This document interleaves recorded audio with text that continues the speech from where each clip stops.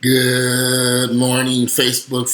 Good afternoon, Facebook family and friends and YouTube subscribers. Today is actually Friday the 29th. It's about 1:30 in the afternoon. Friday the 29th, January 29th, last Friday of the month of January 2016.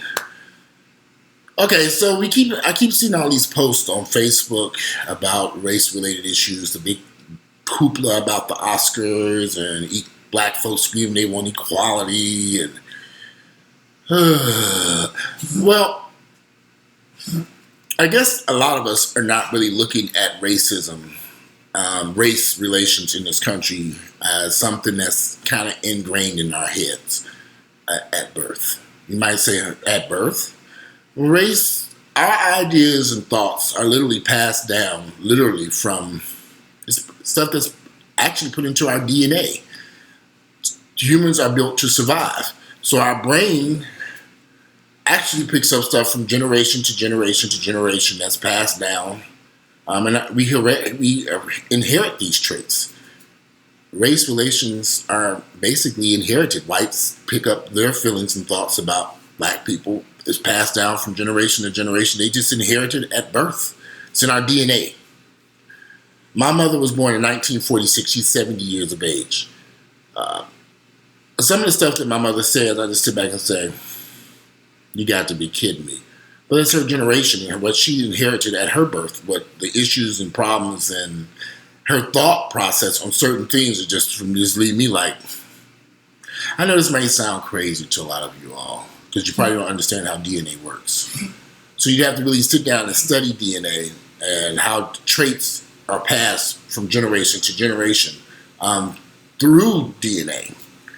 A lot of people want to know why African American women have children at such an early age, 15, 16, 17 years of age. Well, in their DNA it's programmed for them to begin having children as soon as possible, because during slavery, we have 400 years worth of slavery in our American genes, in our background. Women, in order for women to survive during slavery, they had to have children at a very early age, and they had to have lots of children. That's why you see so many young African American women who have children 16, 17, 18 years of age, and by the time they turn 25 or they have 6, 7, 8 children by all these different men. It's something that unfortunately has taken root in our DNA. And this problem has been going on for a very long time. My mother, you have to understand something, my mother and my father, both of them come from fairly large families. My mother, if I'm correct, it was 7 or 8 or 9 of them, or on my father's side, I think there was probably about another 7, 8 or 9 of them too. So they come from large families, and they came from large families. So it's not unusual for African Americans to have large families. Now, I think for just change the subject for a minute, I think in our day and age now, it's unfortunate that so many African American women are having these children without a husband, by multiple different men, or by, so that has become an issue that has, over the past few generations, left so many African American families mired in poverty, because these women have these children and they don't have a husband there to financially support the family, and this kind of goes on from generation to generation to generation. I don't know if any of this is making sense. I'm trying to get this information I have here to you all. And I do a lot of research and reading. I just don't make this stuff up. If you're like, where do you get this stuff from? I do a lot of research and reading about stuff. I want to know how I became an African-American black gay man. Folks say, oh, white folks got a plan against black people and they made, I was born gay, folks. It was something I inherited. More than likely, I inherited it from my father. So,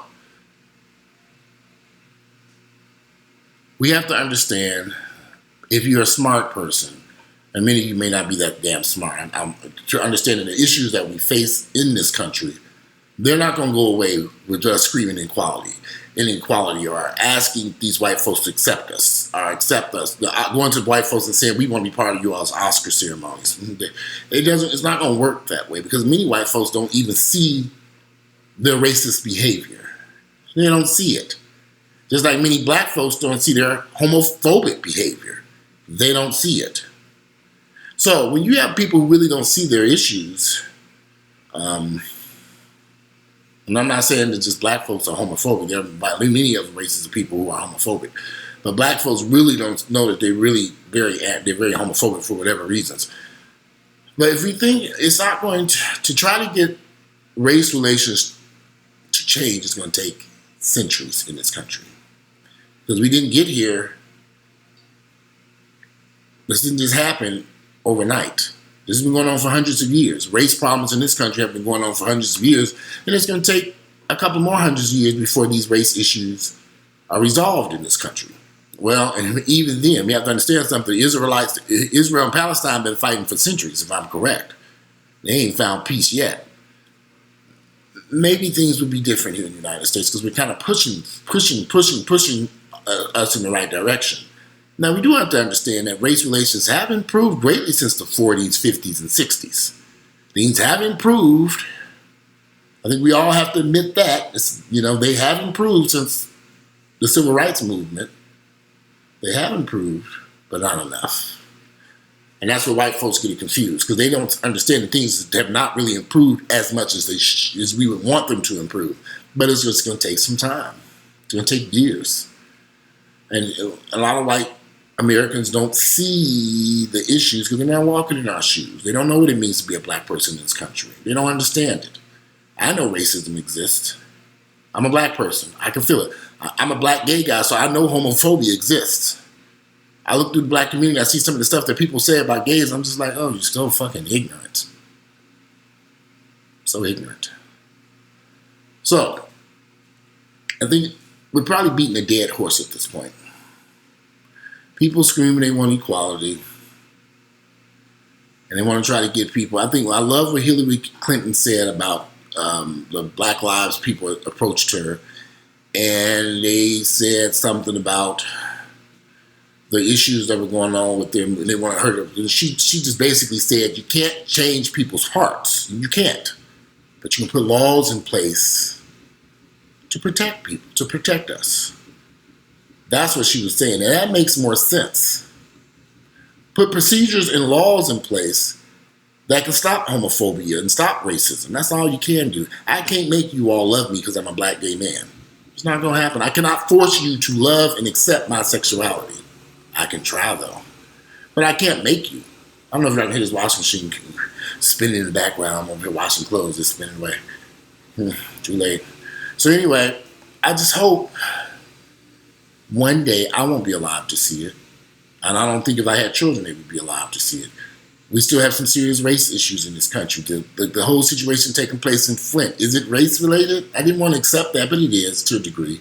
It's race-related and income-related because you have a city full of poverty-stricken white and black folks. And the governor put a plan in place by removing the mayor and the city council. He put someone else in there to run the city, and they made some unwise decisions. And the person who made that unwise decision was actually a black person. Who was in control at that time was actually a black African American. But it wasn't race related. I'm kind of tough. I want to say, yeah, I'm leaning more towards race in income because you have poverty. I don't think they would have got away with it. Like I said, with whites who live in Grosse Pointe or Bloomfield, they never got away with that mess. Pulling the water from a source that was contaminated. I mean, they shouldn't have did it, but they did it and they got away with it. I still feel that the citizens also allowed this to happen, not really doing their research there too, but that's a whole other video. But it's an important subject because it just brings to mind how could in Flint, is that a race-related issue? Did race play a part in this? I think, and again, I still feel race did, and I also feel that their incomes, the city that was 40 or 50% under the poverty level, they didn't have a voice. So, but guys, don't expect race problems to improve in our lifetimes because this is not. There have been some improvements, but we have not reached an era of equality. We're moving there slowly. It's going to take some years. It's going to take some time. It's going to take some centuries. I think we're probably a good 100 to 200 years away from resolving race issues in the United States, assuming the United States lasts another 100, 200, 300 years. Who knows? Anyway, if you like my videos, click like, share them with family members and friends. And I'm out of here. This is just my thoughts and my opinions on race relations in our country. Love to hear your thoughts. I'm out of here. Have a great Friday.